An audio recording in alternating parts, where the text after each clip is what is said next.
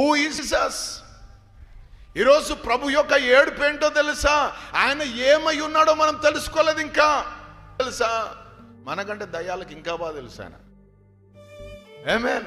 మనం చెప్తాయి ఆయన ఉన్నాడా లేదా అని. మామూలుగా ఉండవు, కేకలేసి చెప్తాయి. ఎందుకంటే ఆయన ఎవరో తెలుసు. నీవు దేవుని పరిశుద్ధుడవు, నజరేయుడైన యేసు, మాతో నీకేం పనయ్యా, మా సమయం ఇంకా రాలేదు అని ఏడుస్తున్నాయి అవి. ఆమేన్. వాటికి తెలుసు.